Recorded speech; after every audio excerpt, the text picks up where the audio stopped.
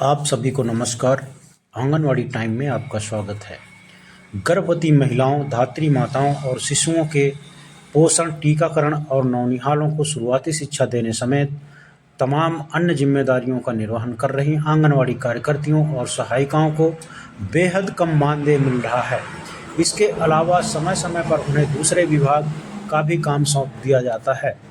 आंगनवाड़ी कार्यकर्तियों और सहायिकाओं ने अपनी समस्याओं पर खुलकर बात की और समाधान के उपाय भी सुझाए। उत्तर प्रदेश के देवरिया जिले में चल रहे 3,243 आंगनवाड़ी केंद्रों पर वर्तमान में 2,894 कार्यकर्तियां और 2,747 सहायिकाएं तैनात हैं।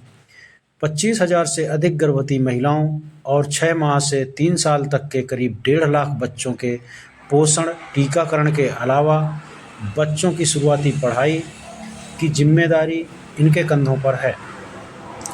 बच्चों और महिलाओं से संबंधित महत्वपूर्ण सरकारी योजनाओं को लागू करने में अहम योगदान दे रही हैं। कार्यकर्तियों को 6,000 रुपये, मिनी आंगनवाड़ी को 4,750 रुपये और सहायिकाओं को 3,250 रुपये प्रति माह मानदेय मिलता है, जो कि मनरेगा मजदूरों की महीने भर की कमाई से भी कम है। इसके अलावा वे संसाधनों का भी अभाव झेल रही हैं। आंगनवाड़ी बहनों का कहना है कि सरकार ने हमें कई अहम जिम्मेदारियां दे रखी हैं। कई बार दूसरे विभाग से संबंधित काम भी हमें दे दिया जाता है। सरकारी कार्यक्रमों में ड्यूटी लगा दी जाती है, लेकिन उसके हिसाब से मानदेय नहीं मिल रहा है। सरकार ने केंद्र पर उपस्थित होकर फ़ोटो कैप्चर करने की व्यवस्था लागू की है।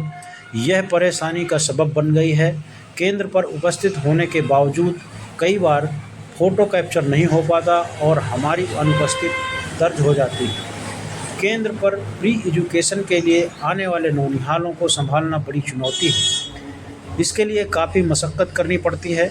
सरकार ने दायित्व तो महत्वपूर्ण दिए हैं, लेकिन मानदेय उनकी मेहनत के अनुरूप नहीं मिल रहा है।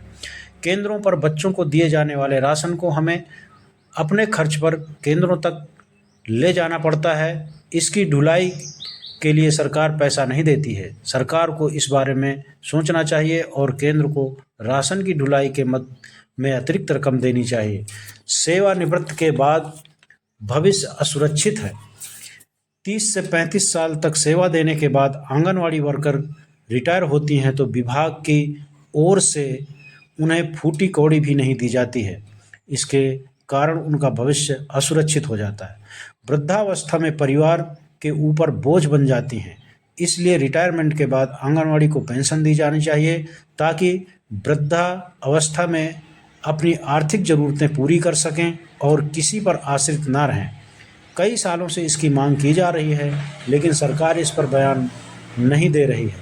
इतना ही नहीं, विभाग से सेवानिवृत्त होने के बाद सम्मानजनक विदाई तक नहीं दी जाती है। YouTube channel anganwadi time, please share and subscribe.